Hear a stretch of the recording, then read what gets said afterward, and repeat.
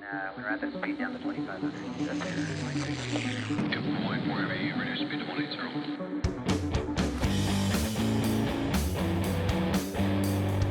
BlackBox. Okay. Hi, folks. Welcome to the show. This is KP's BlackBox. I'm here with my co-host, the infamous, the famous, the swole, Blake Thomas. And we have a special guest in the studio today that I am personally excited about having a conversation with. A friend of mine from Nashville, Tennessee. Good old Nashville, man. Well, you're a transplant like most people in Nashville now, but our friend here, Mr. Barron Solomon, Barron King Solomon. I didn't know the joke was going to make it all the way onto the podcast, but that's exciting. That's like my original content. I have nothing else for you. I love it. Well, thank you for having me. I mean, those are two strong names, right? Barron. Yeah. Best thing about having a good name, wisest man in the world. You didn't have to do anything to earn it. Yeah. You know, it was just given to me. Right. So I'm just kind of carrying this thing around, and I think my salute to your mom and dad. No doubt, Yeah. Tonda and Keith. Shouts out. What's your dad? His name is Keith. Keith and your mom. Tonda. What? Wow. Yeah. T-O-N-D-A. You must be from Georgia. I am from Georgia. That's exactly where I'm from. Yeah, that was it's one of those things where my mom's name growing up, it never seemed interesting to me, obviously, because you just don't really have a frame of reference. And then as I got older, I was like, that's a little unique. We have some unique names in the family. We've got a Charlton, we've got a Willis, we've got all sorts of people rolling around awesome. in the family. We're going to get into that in a few minutes. Okay. What we're going to talk about today, Barron the King Solomon, is an authority in crypto and blockchain. Something I'm not. You know, I've been in the financial business for 27 years now, and I still feel like I know maybe a grain of what's going on in the world of crypto. Yeah, same. I think it was CZ from Binance, the guy who started Binance. He said that, and this is a guy who's made billions of dollars in this space and is now one of the wealthiest men on the face of planet Earth. And he says that he still feels like he only knows about 10% of what goes on in the blockchain industry because it's that dynamic and it changes every single day. It's one of the few industries that has ever really spun up where you truly have global competition on an instantaneous basis, you know, for the different products and services that you're building, because we don't have to worry about borders when it comes to the economy surrounding an individual company in this space. So it's very dynamic, and don't ever feel bad for not understanding something in this space, because I still feel like I don't Blake and I understand were most both of it. Marines, and the only dumb question was the one you never asked. Right. Same so in the this. drill instructor would be like, you didn't effing ask that question, so give me some push-ups. And you didn't see Blake. I had a lot of questions. He had a lot of questions. Dude, I should have been on. I should have been on that program. I would go push us mid-show, apparently. Yeah, I like that. I will clear the table off. Yeah, man, it was good up here. Yeah. So speaking about our military, something that we like to do on the show, every show, is honor our military. I know your grandfather, I think on both sides. Both sides, yeah. Served. They did. So thank you to them. Salute to them. And thank you to you guys and everybody else that has made the sacrifice like that for our country. This guy next to you still serves, and he's a weekend soldier. Let me tell you still something. put a little time in. I mean, you've got some time in, but if I want somebody protecting me, it's this guy over here. Right. So Good. I'll give you my business card for my security company. I appreciate that. I appreciate that. So let's do a little toast. Be with us this morning. Get our vocal cords ready for That's right. an interview. Get them loose. Cheers. Cheers to all of our military. Cheers. Thank you. That's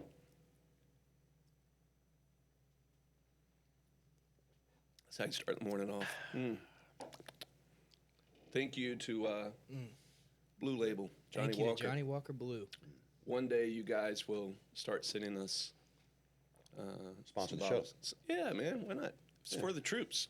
That's right. They should. Yeah. I mean, it's also delicious even at 9 o'clock in the morning. So. Yeah, and as massive as our followers are on our show, between Blake and I's community, I think we have, I think we're up to like 90 followers now. So Yeah, we're at 97. So we're 97. definitely taking over. Almost to triple digits, You guys have just a couple less than me. Social media and I try to avoid Yeah. like the plague in terms of. Do you really? Oh yeah. But you got to celebrate the small ones, right? Oh, for sure. That's Well, where for you sure. start, right? Definitely. And it's been interesting because a lot of crypto projects, the way that they really sell their product is through this idea of community development and being available to people who believe in your project early on, whether it's through Telegram or Discord or Twitter or whatever it is. And that has been a huge adjustment for me because I've always been a very private person when it came to what I would share on social media. Like if you go to my Instagram page, it's just a couple pictures of my wife from her birthday, for the last couple years and Do you stuff feel like a little bipolar sometimes with that? Where maybe is that can you use that word now without offending anybody?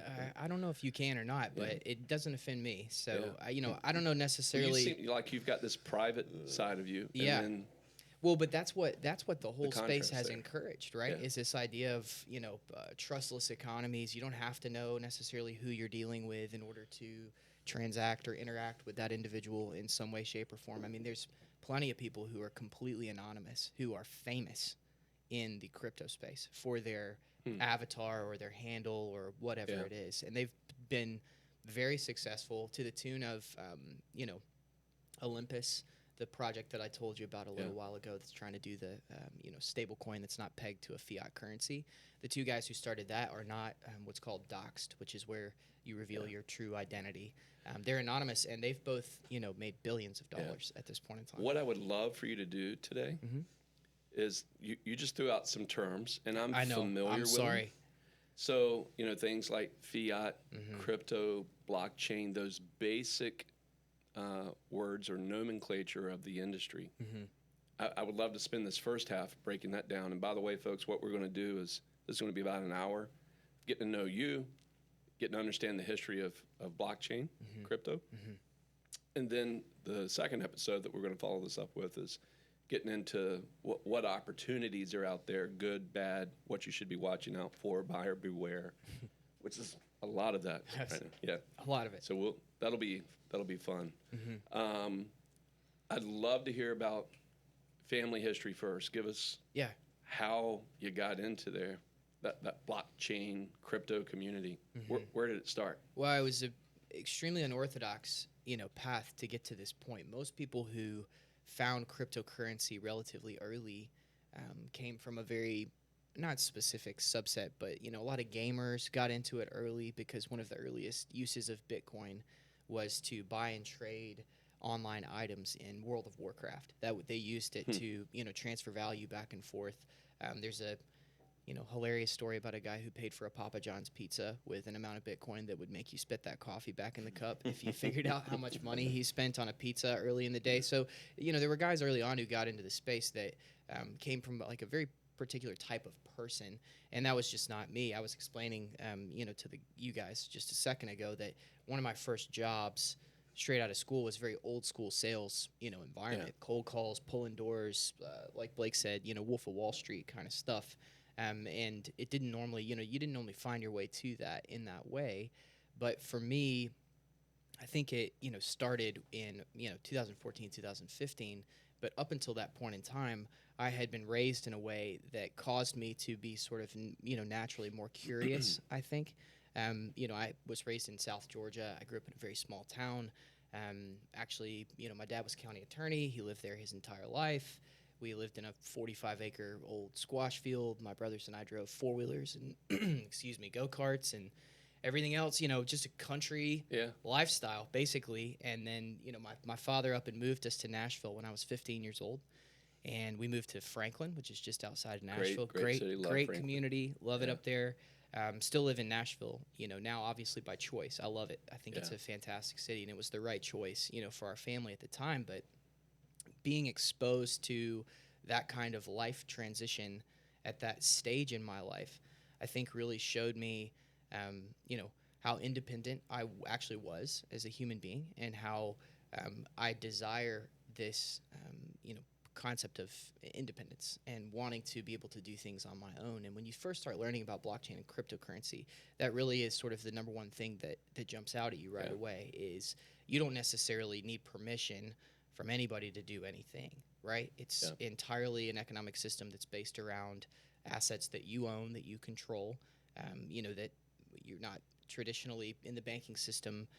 People believe they have money, but that's really just because Bank of America says that they have money. They show them a number on a screen. We're all comfortable with digital currency. Yeah. You just don't realize it. You think that somehow there's like a stack of cash sitting in the bank that's supporting your balance. When in reality, we all know that that's not true at all. Right.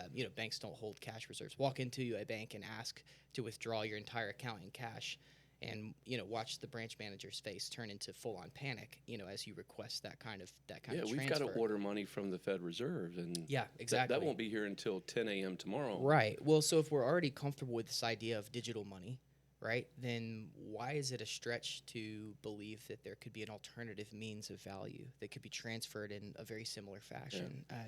So, with my finance background, I understand how monetary policies work. So in the fiat, and define fiat for everyone real quick, if you would. Yeah, fiat is any national currency of some kind. So the U.S. dollar is a fiat currency. The yen is a fiat currency. Those are traditionally what is referred to as fiat currency. And I think fiat's a French word that basically means no value. Yeah. Right? Yes. And Jordan fact checked me on that. What the definition of fiat is, but from a fiat, from my understanding, Blake, feel free to chime in. When you have a fiat, there's no reserve asset to back the value of this paper. Right. Well, We're really trading paper. Up until yesterday, did you see what Russia did yesterday? They went back on the gold standard. They put their country back on the gold standard. 100%. And they said that they will also start accepting Bitcoin as well. 100%. Really? And that's for oil and gas transfers, right? Yeah. They've said, hey, we'll take Bitcoin, or you're going to have to pay us in natural resources, essentially is what they've done. Putin's like, I'm going to show you a thug life. Right. I'll show you, what I got here. And obviously what's happening over there is completely horrifying. And, no country, peaceful nation should ever have to deal with, what Ukraine is dealing with right now. But I do think it's an interesting, point to make about overall global monetary policy and sort of where people see these things heading. I think that the cryptocurrency revolution is really a direct result of a subset of people within the current system feeling like that they, weren't getting what they wanted. I'm going to play the devil's advocate here. Talk to me. Bringing up Putin and Russia and going on Bitcoin. It kind of feeds the narrative of a lot of old economy folks who would say that cryptocurrency feeds corruption. It feeds, black markets. Yeah. And I mean, the number one reason Russia would do that is because we can't sanction him with SWIFT. We can't sanction him. That blockchain, Bitcoin, is decentralized. Jordan, I know you're probably looking fiat. Fiat is a formal authorization or proposition, a decree. So and then fiat money is,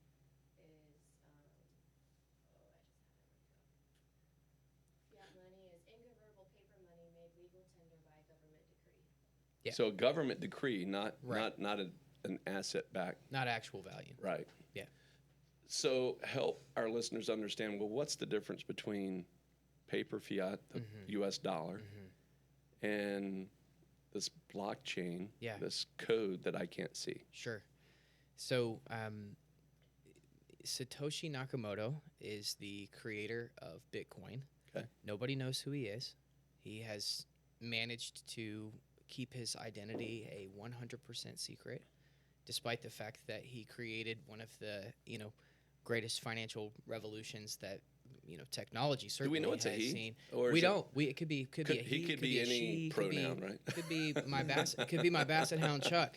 For all I know, I there's some people who believe that they have figured out who Satoshi is, and they believe that it's a he. Barron King Solomon. Definitely, AKA. we would be having this conversation on my 400-foot yacht. Yeah. I'm about to say. Off the coast of my island, if that were the case. Yeah. Definitely. But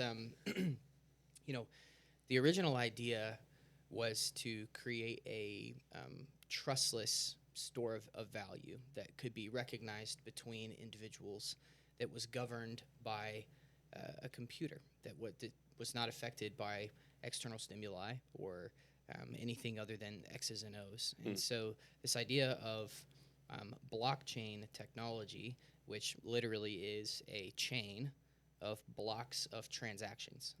That's what the fundamentals of Bitcoin are built on, is that the entire history of the ledger, which is the record of transaction for Bitcoin, we can trace it all the way back to the very first Bitcoin transfer. You can go back and you can scan the entire history of the chain.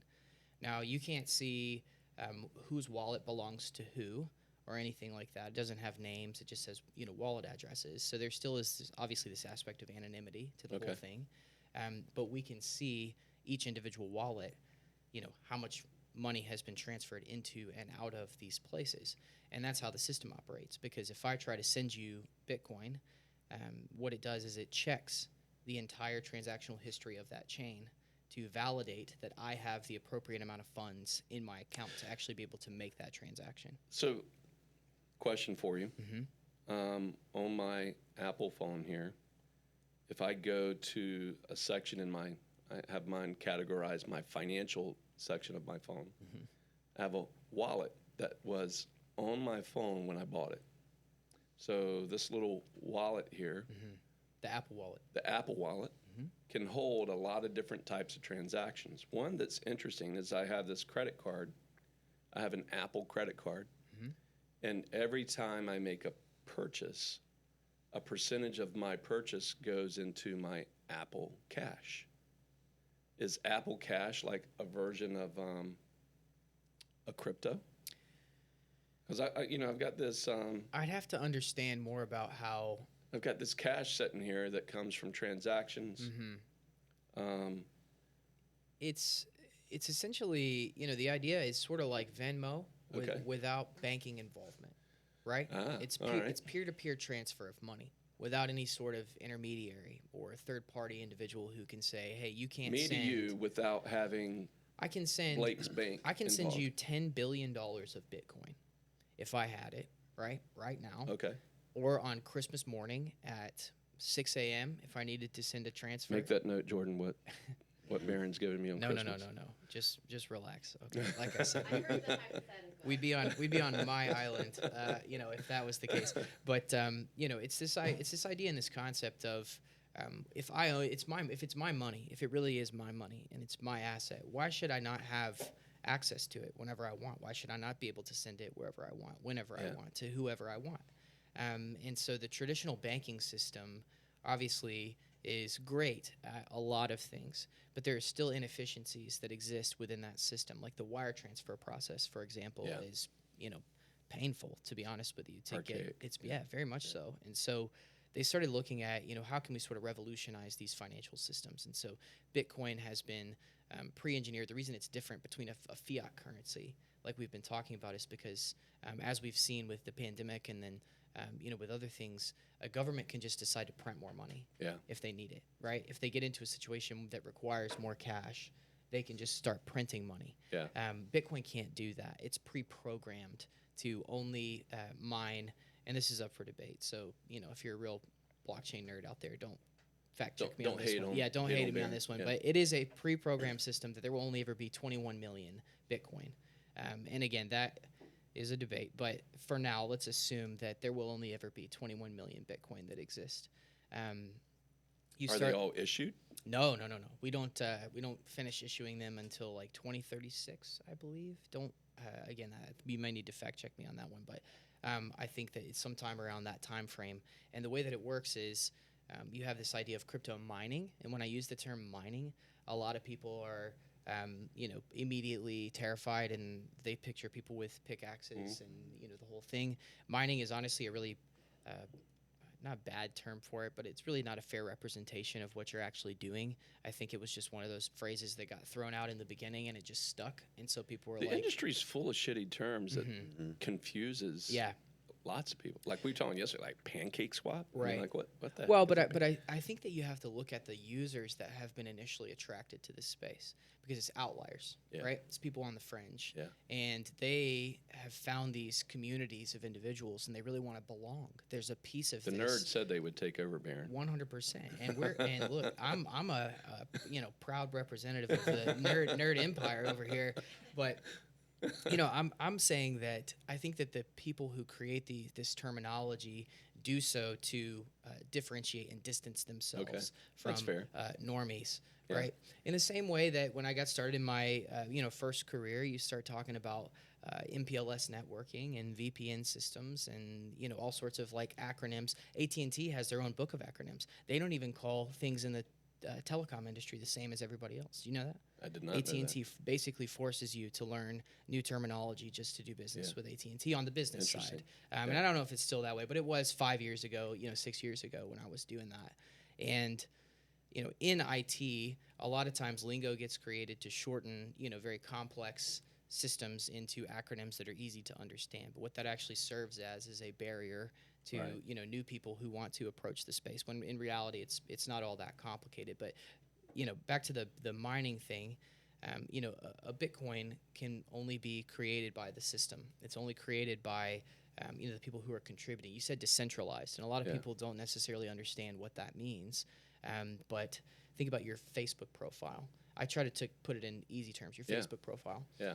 That lives somewhere on one of Facebook's servers in a farm somewhere, one of their huge, warehouse-like facilities, and that's where your profile sits. It actually has to be somewhere. It's not a metaphysical sort of, thing. Like there's an actual piece of code that exists that is your profile, and that has to be somewhere. And Facebook controls that. It is centralized. They could go in and shut off your Facebook profile, right? They could change your picture if they wanted to.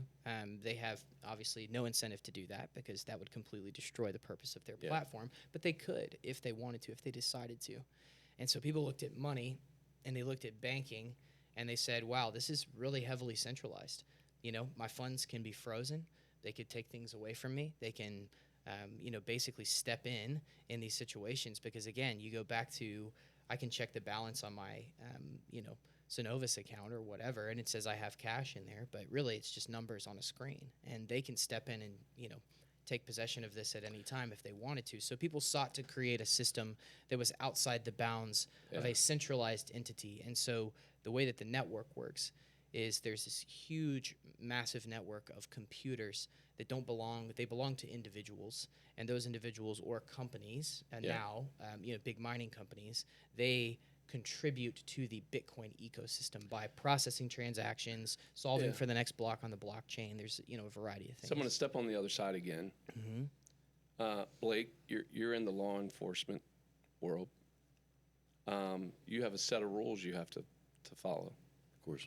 And there's a set of rules that that they hold citizens to. Yeah. And if citizens break that rule of law, then you apprehend them, arrest them, put them in front of the man, and allow a court of their peers judge them. That concerns me a little bit about crypto, where it appears to be, and please shoot me down and correct me on this, but it feels anarchist. You follow where I'm going? Yeah, no. I do completely, and I think that in some respects, and in certain instances in this industry, yes, it can feel very anarchist. But the idea of Bitcoin and the idea of a blockchain with a complete transactional record is to prevent almost financial crimes before they could even occur. Because if I try to send you money and I don't have it in my account, the chain's going to catch that, and it's going to say, you can't send that money. You don't have it in your account. Because so we know writing bad checks at the grocery store. There's not a thing anymore. Yeah, it's gone. And so I think the whole goal is to take control of individual assets, right, for myself. Because what you described is you're talking about a system where people are the nefarious and, misrepresenting party. What people are concerned about in blockchain is that it's not people but governments and companies that become the nefarious and misrepresenting party. And I think a lot of times you really have to take a very global outlook on blockchain cryptocurrency and this entire ecosystem, because most people don't have it as good as we have it from the standpoint of access to modern financial tools, access to stable government, stable regimes. We don't have any turnover from that respect.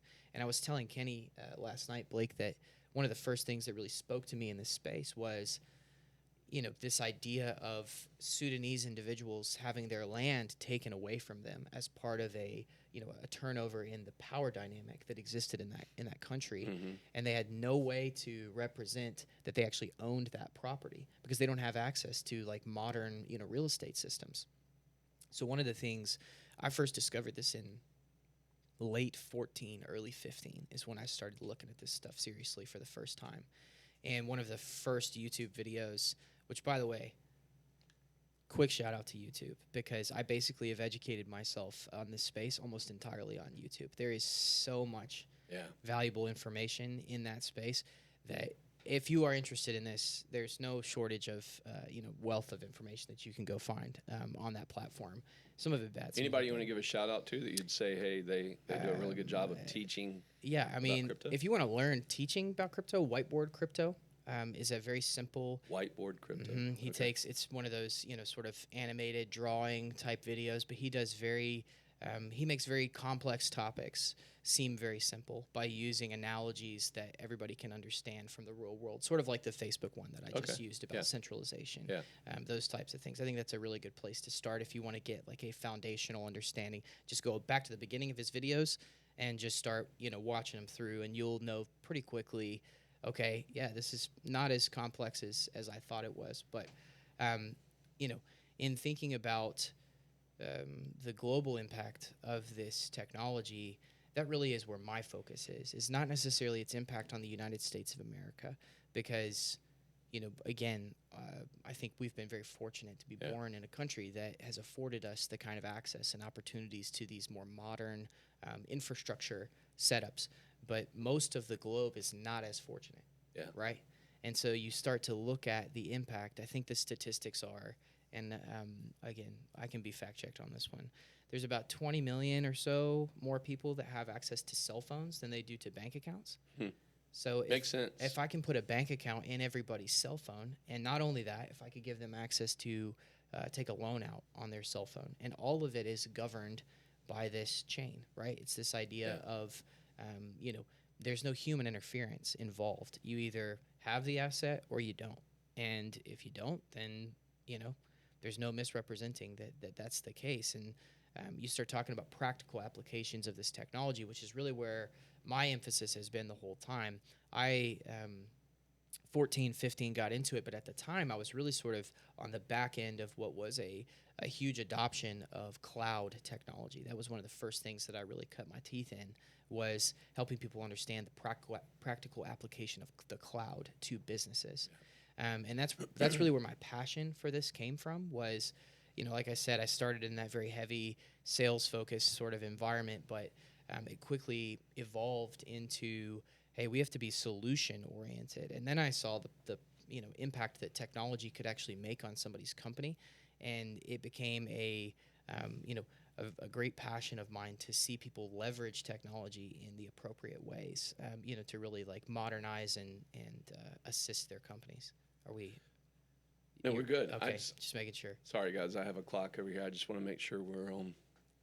Yeah, just tell me to shut up if you need No, to. you're good. You're I'm rolling, intrigued. man. I'm just letting you roll. That's good. I want to bring you back to that rule of law thought. Yeah. Because I think, older generations, let's say the 50-somethings, and I would say the only reason I'm involved in crypto in my own personal finance is because I've been around folks like you, younger than me, who has given me a sense of education. There's not like the Wharton Business School, but maybe they have a program now for blockchain education, but it's still kind of the Wild West. Definitely. And when I think about it from rules, what feels really good to me, Barron, is there's a set of financial rules I know to follow, and I have subscribed to that system to live my life financially, good, bad, or indifferent.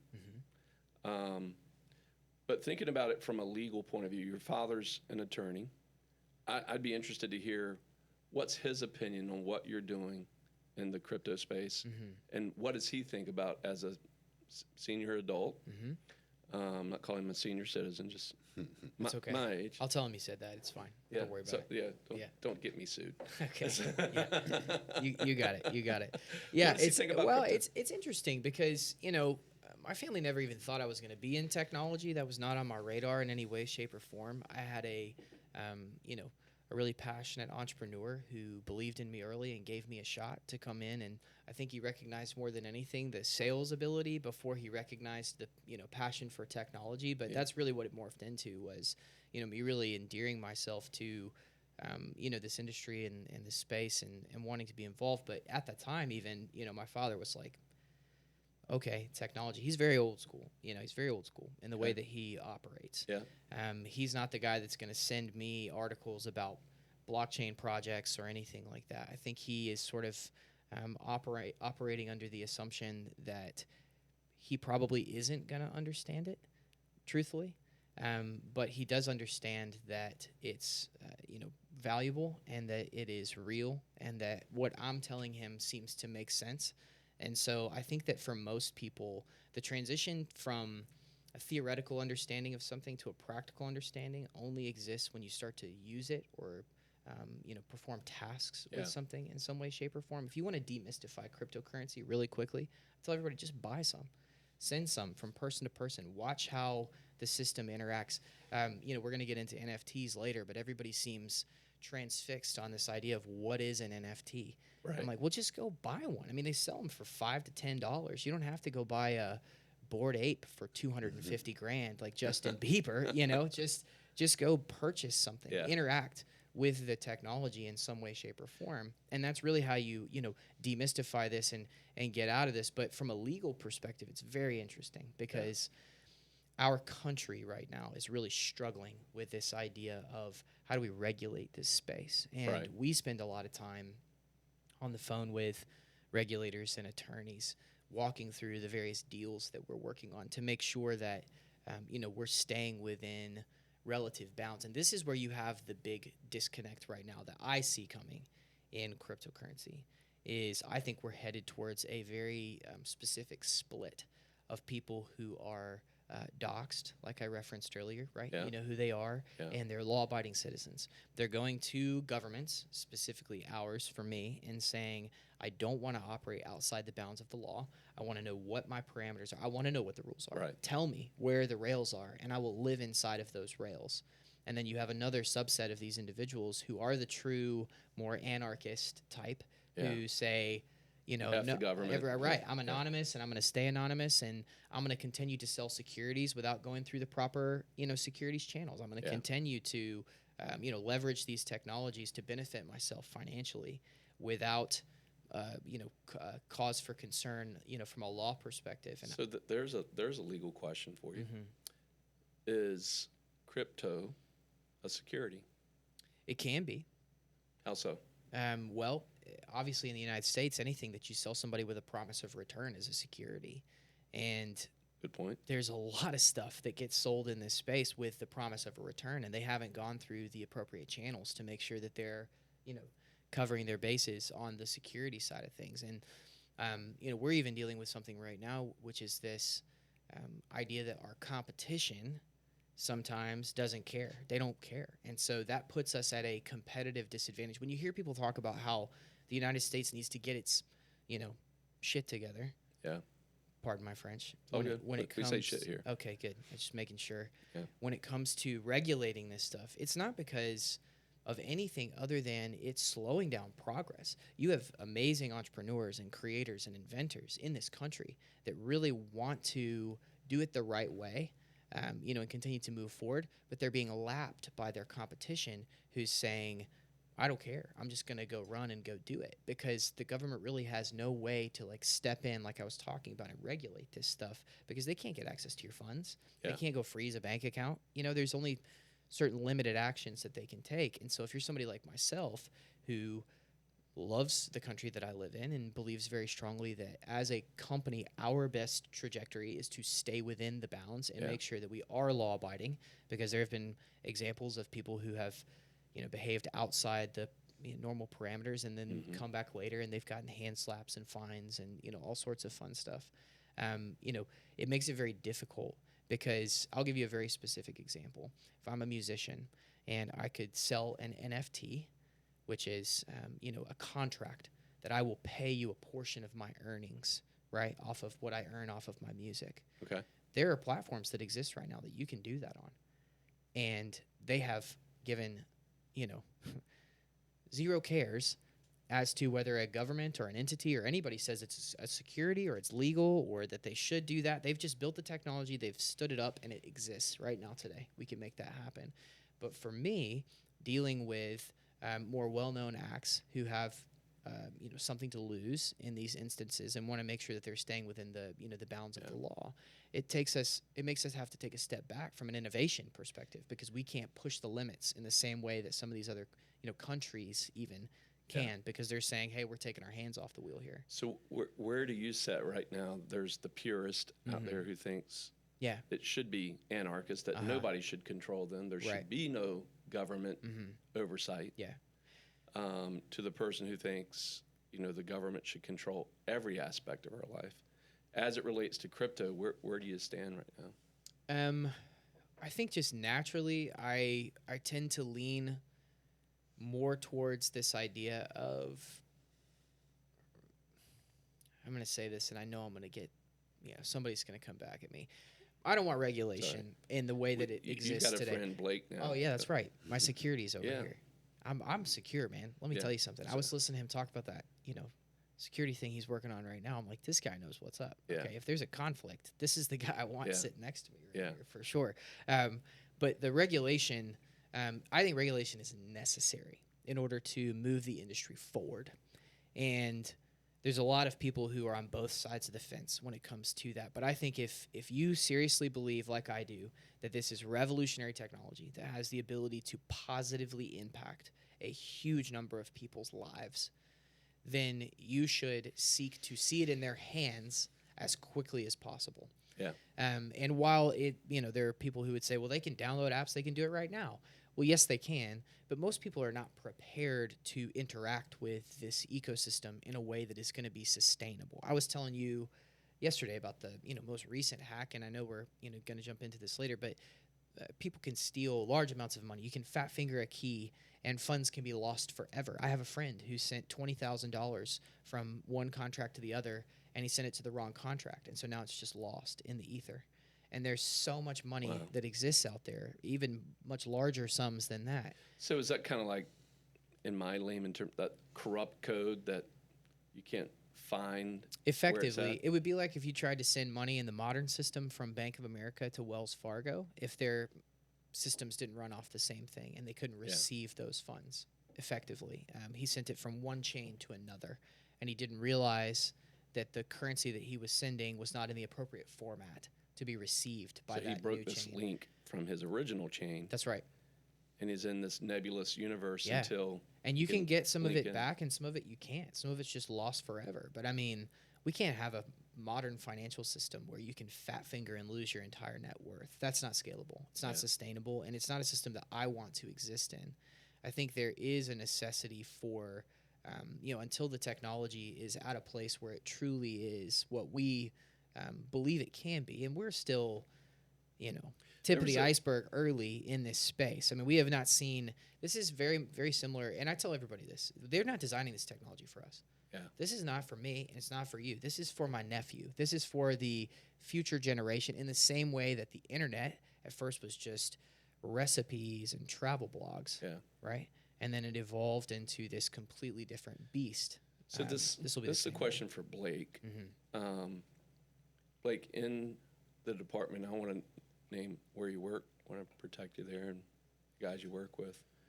But in the city that you work in law enforcement, have you run across this yet, where drug traffickers are using crypto to make transactions? I mean, yeah, it's definitely on a much bigger scale than that. I mean, even the federal organizations we already know the dark web, interweb. I mean, that's where a lot of the transactions are going. And Bitcoin, the first time we heard about real Bitcoin being used was transactions for crime. You know what I mean? 100%. I mean, it was almost untraceable. So, Yeah. I mean, you already know you go on the dark web and you can pay for anything. Yeah. Nothing's off limits. One of the biggest ones we're seeing is firearms, right? Like how to buy guns without kind of being traceable. Right. So they go down there and do that. Of course, anything you want is in the dark web, but that's what we're seeing it. So Bitcoin kind of got a bad rap that they were associating it so much with crime. So whenever we would mention it, we're like, isn't that the currency they use on the dark web? Right. You know? But that's all technology. It is all technology. Back to the origins of the internet. You know, before it was even blogs, it was, the black market. People figured out how to buy and sell and use it for transactional purposes for that reason, and porn sites. I mean, that was it for a long time in terms of mass appeal. God, I got so many jokes for that right now. I'm that sure I'm you just do, biting and my that's tongue. okay. I hesitated to say it because I thought there may be some follow up, but that's the truth, And it's always the people who intend to use it for nefarious purposes who figure it out first. Yeah. Because they have the most incentive, both financially and from a timing perspective, to figure it out more quickly than law enforcement does. And so you have this transitional period where regular people start getting involved. And then it sort of modernizes and the technology continues to evolve. And I think blockchain will be very similar. It's interesting you say that because my son works in a part of government that he deals with. He calls himself a nerd with a personality, right? Yeah. So he's dealing with taking data that comes from these really, really intelligent people, maybe even on the level of the spectrum. So they're just their IQ is so high, but their social scores, like, they don't have much of a personality outside of their job. Yeah. And they've recruited some of these folks who were nefarious starting out. They're like, hey, you want to come clean, you want to have a normal life, you want to have a good job, you want to have a nice house, we can provide you with that, or we can put you over here in this penitentiary for the next 30 years. And that's a pretty good recruiting. That's an easy, tactic, right? easy recruiting process, right? So there. work for us, do good stuff, help us find people like you. Yeah. And we'll give you. But what's funny is within cryptocurrency itself, there is this ecosystem of both black hat and white hat hackers, and you have some people. This is very unusual. You'll have people steal large amounts of money from a given protocol or company, and then turn around and give it back for a reward. And they just expose the flaw in their system, and they'll have sometimes 8 figures worth of money that they've just taken from somebody, and they'll message them and say, hey, found a flaw in your system, I'll send your $20 million back, but I want you to give me $100,000, right? And so I think that it's one of the first industries that is kind of seeking to sort of regulate itself a little bit from that perspective. I mean, obviously you have a lot of bad actors that are out there, but I do think it's interesting and unique to have a system where, wealth, there's a joke in crypto that, modern understanding of wealth and what dollar amounts mean is very skewed because you have young people, very, very young people who have made so much money. I mean, generational wealth in these spaces. And you start to lose an appreciation for how much value is actually changing hands.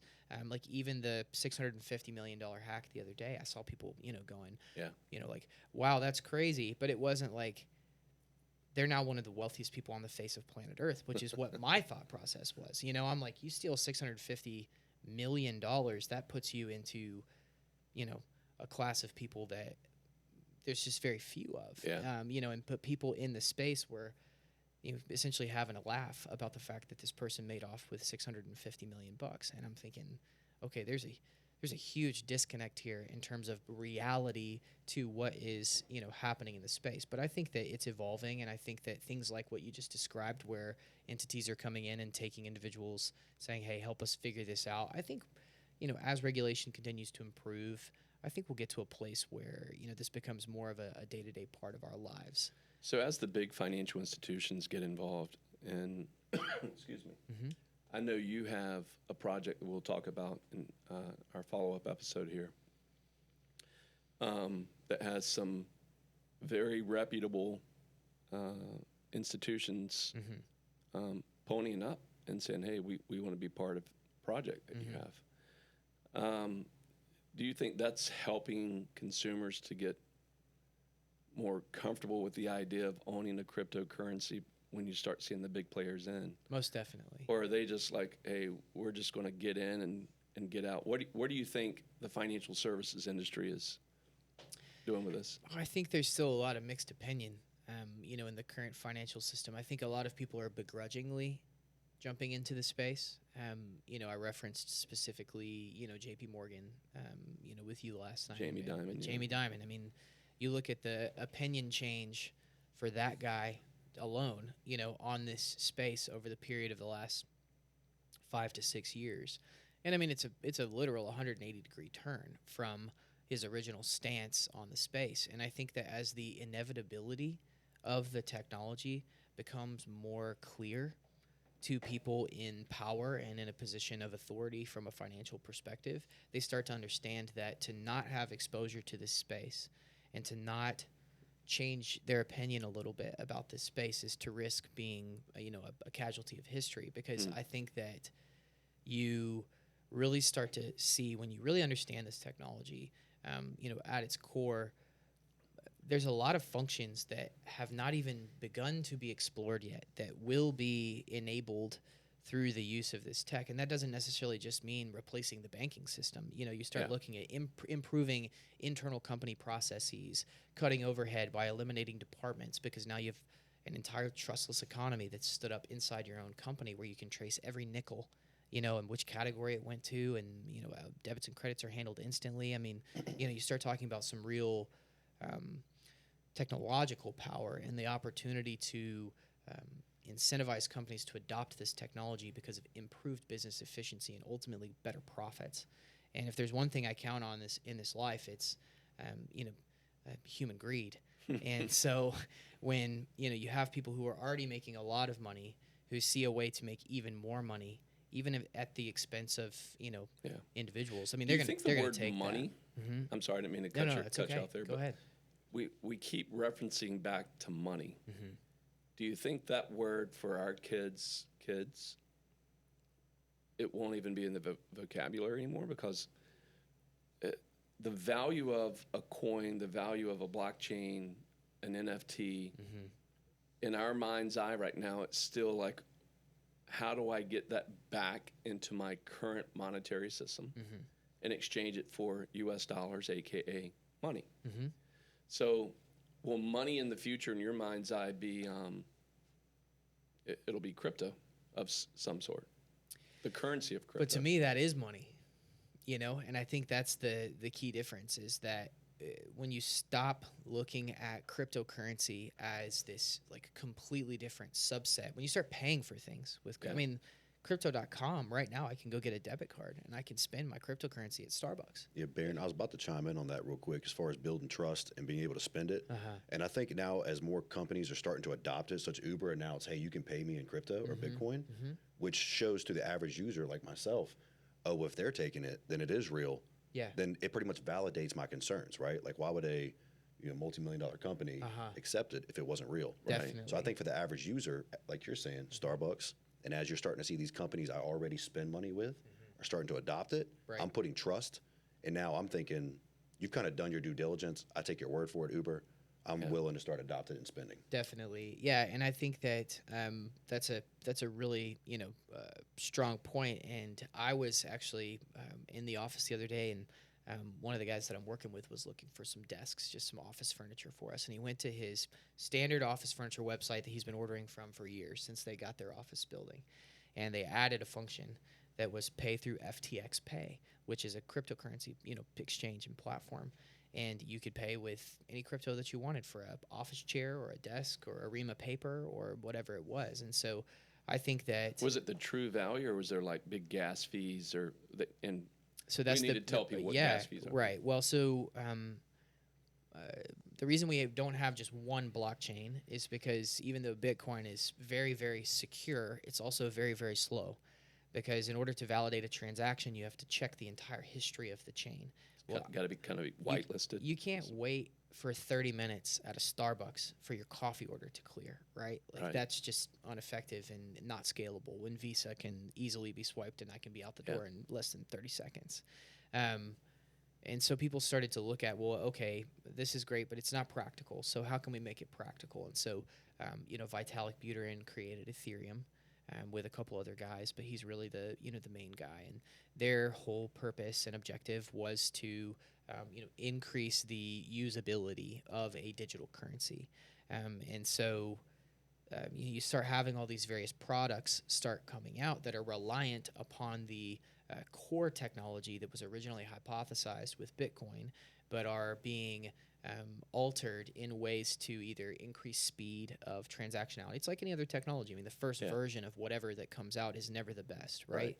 And I'm not saying that Bitcoin's not the best, because there are so many Bitcoin like my maxis. Atari gaming system that I have. Right. Yeah. Well, maybe not even Atari, but it's more of just like, could we improve this? There's a lot of people who say, no, the Bitcoin, network is infallible and it's the greatest thing of all time. And I think that's fine. But I think that's a little bit of a bad take at this point in time. And FTX, the reason I mention all of that is because the company that is behind this pay functionality also is, involved with a blockchain called Solana.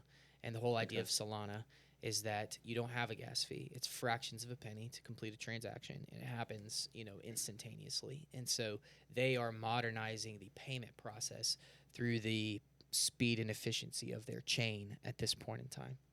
So Barron, I've actually got two questions if I could chime in real quick. Yeah. My first one is just a quick idea, and it's probably already happening, but please forgive me because I'm kind of naive to the whole subject. So if I have crypto in my wallet, and let's say it takes a long time to validate it, right, going to the blockchain, could we refer to it as keeping the crypto in the cold wallet, right?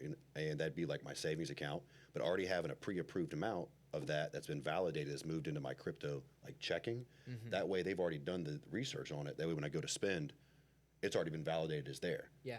Is that already something in the works? Yeah, I think people have looked at, using that. I think the big thing is that even that, to me, sounds like a really, really smart person, somebody way smarter than the three of us sitting at this table could figure out. man. Could Come figure on. out how to You alone. how to game that system. King Solomon. Please, come on.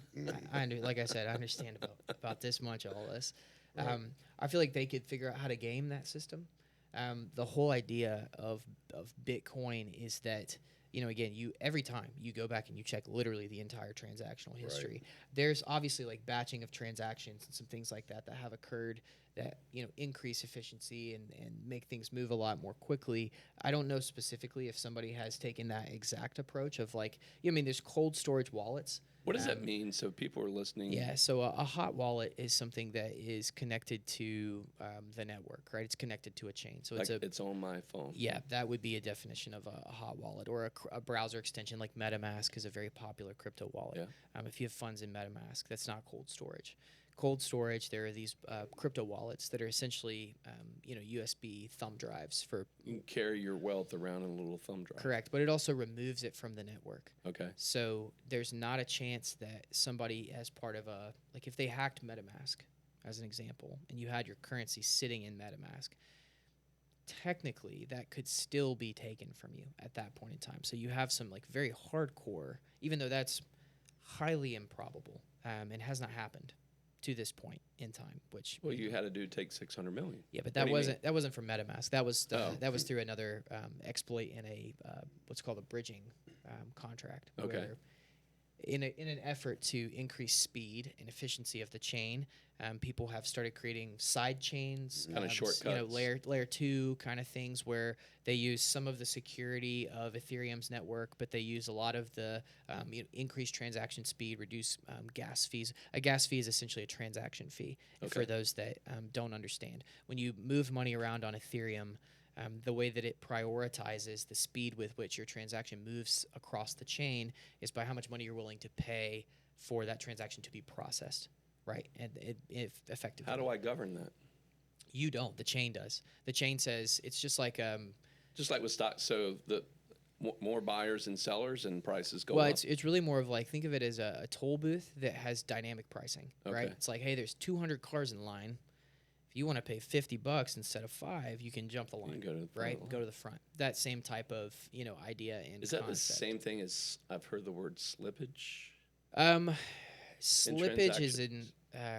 slippage is a little bit more complex than that, and we start talking about things that I have a theoretical understanding of, not a like line for line in the code sort of practical understanding Got it, of. got it. But the gas fee itself is there to essentially help regulate the flow of transactions on the blockchain. But gas fees for Ethereum have gotten absolutely outrageous. Nobody's going to pay $80 for a $10 transaction to be processed, right? It's just impractical. And so people have sought to reduce gas fees, increase speed and efficiency. And when you do that, as of right now, you have to take a few security shortcuts. And so there's this alternative chain that runs a very popular crypto game that was a side chain. It's a layer 2, effectively that's running what's called a EVM, Ethereum Virtual Machine, type of situation. And there's a contract that was written that governed the relationship between the two, and somebody was able to find an exploit in that. And the way they really did it was to withdraw funds from the treasury contract. You had to have 5 out of 9 authentication, and he figured out that 4 people were technically all in the same sort of bucket effectively. So if he hacked one, he got access to all 4. And so he signed off on the transactions himself by finding these. I mean, I don't know. I cannot imagine how long it took this individual to figure this out, because it is absolutely galaxy brain stuff that I cannot comprehend in terms of how you find that in what is an extremely robust code stack. Yeah. To be able to go through that and to identify something like that is absolutely insane. These are the people you're having to hire, like for the projects that we're going to talk about in episode 2 here. Yeah. Or part 2 of our episode. Definitely. But I think the idea of being able to pay for things like you were suggesting earlier of real tangible, real world value, like a cup of coffee or an office, chair or something like that. That's when things start to become real. That's why I said you go from a theoretical understanding to a practical understanding. So practically, for you personally, if you don't mind sharing, do you transact with crypto on a daily, monthly, weekly basis? Do you go buy stuff? Almost every day. Almost every day. Yeah, and that's not like in the sense of I'm going to Starbucks to pay for my coffee with this, but in the sense that I'm a very active, NFT purchaser, and I trade a lot of currencies. You rotate from chain to chain depending upon what you expect performance to be, and it's very much like the stock market, from that perspective right now, because You're a crypto day trader? not a day trader. I would never ever try my hand at that. There are guys that are, again, way smarter than I am that do that, but I do try and pick quality projects and move my tokens around to get myself in a situation where I feel like I'm maximizing what the upcoming window is going to look like for cryptocurrency. But it's really not. It's not that intimidating. I mean, you can download. Now there's a new wallet that I'll walk you through before I leave called Phantom, which is specific right now. I believe it may have AVAX too or Avalanche, but it's Solana.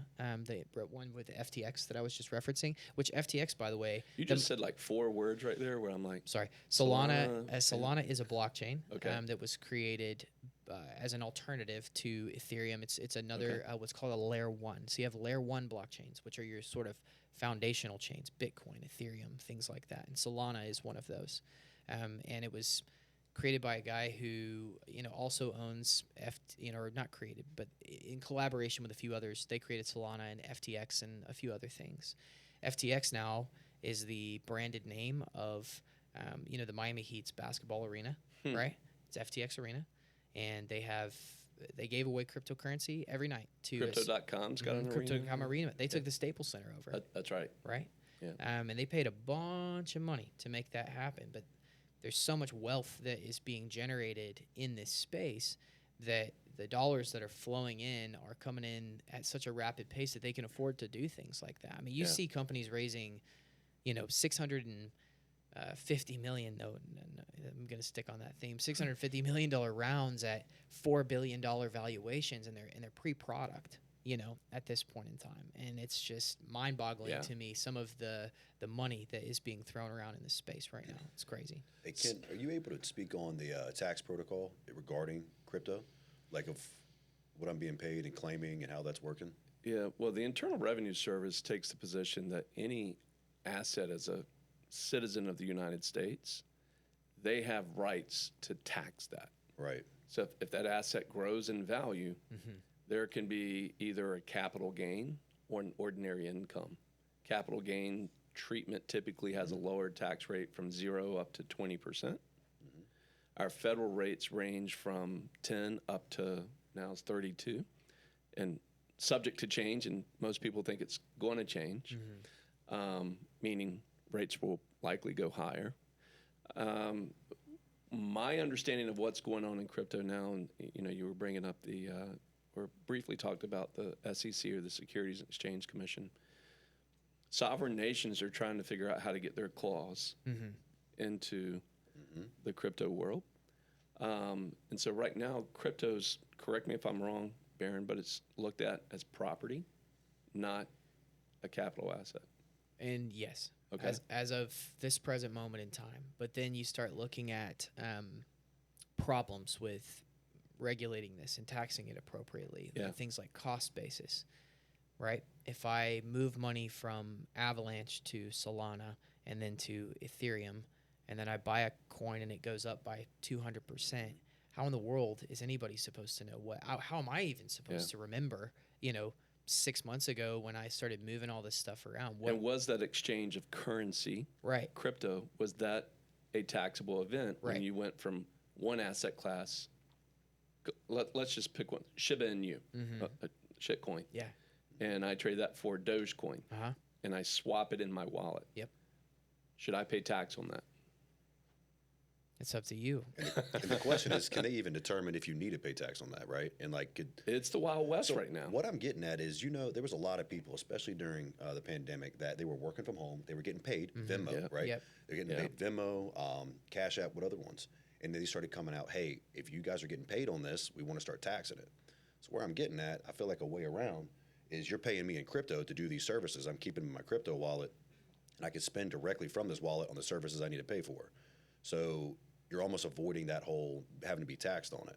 Yeah. If you get what I'm getting at. There's NBA and NFL athletes now who are these young guys coming out of college, and they're negotiating their contracts to Yes. have a portion of it paid in a crypto of their choice. I wonder if our military sign-on bonus could come in crypto.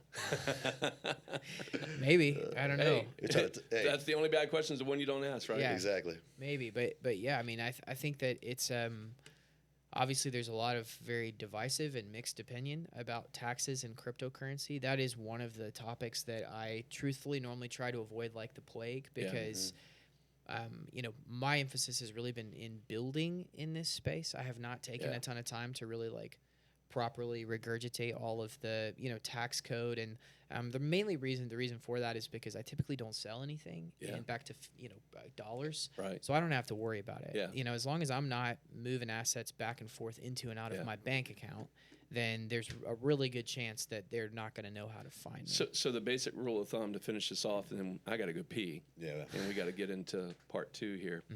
And thanks so much for sharing what you have today. Sure. I mean, it's actually helped me have a better, warmer relationship with my crypto. I hope so. So that's awesome. But, capping it off with this tax piece, as it relates to income tax in general in the U.S., if you're a citizen of the United States, we tell our clients this all the time, whatever you do not misstate your income, right? Or do not fudge your income. That's the number one thing the Internal Revenue Service looks at. So I'll give you an absurd example. If you think about a prostitute in the city of Virginia Beach or Norfolk, it's illegal, right? But maybe they can't prove that she or he was a prostitute. But what they can prove is that this income or these dollars that have come into their account, they never reported it. So they can get them for evasion, tax evasion, or laundering, but maybe never prove prostitution. So I'm trying to remember the criminal, and I'm blanking right now, but there was a famous criminal who they could never prove murder, Al Capone. They could never ping him with murder and, slaughtering people. But they were able to forensically, in their accounting, go back and prove that he didn't claim all of his income, nefarious or legal. And so he got charged with money laundering, racketeering, and all of those things that Ryko, your dad knows all that stuff. That's how they put him in prison. So my fear for a lot of people in the crypto community is that they're making these transactions, they're moving money, and if they're not reporting their gains to their sovereign nation, they could be misstating income, which later, when the feds figure it out, they wreck your life. For sure. And but what's funny is with some of the names in cryptocurrency, if you try to report your taxes correctly, it sounds and looks absolutely insane because, somebody was joking around about how they took their record of NFT purchases to their H&R Block, local H&R Block professional, and it's like, I moved my fudgy kitty for a, elephant tusk, and then I traded the elephant tusk for, Bicycle Boy 6969, and then it went up by 20% in value. What do I owe in taxes? And it's just like... and that okay. 60-year-old dude's like, yes, exactly. And that's what is a fudge kitty? Exactly. And so I think there's still a lot of distance between there being some formal oversight and regulation that we actually feel like from a tax perspective we can really lean on in this space. I think we're still a long way away from that. So there's a lot of catching up to do for us, sounds like, but it's a lot of fun. I enjoy dabbling. I think the rule of thumb for everyone listening today, and we're not giving investment advice in this show, and what we're getting ready to talk about, we are definitely not giving you investment advice. We're just sharing information. So be a good advocate for yourself to do your own due diligence. Correct. Always. As it relates to your crypto or any other investment. Don't risk money you can't afford to lose. Do not risk the money in this cowboy world that we're in crypto that you cannot afford to lose. That's right. But you should have some exposure.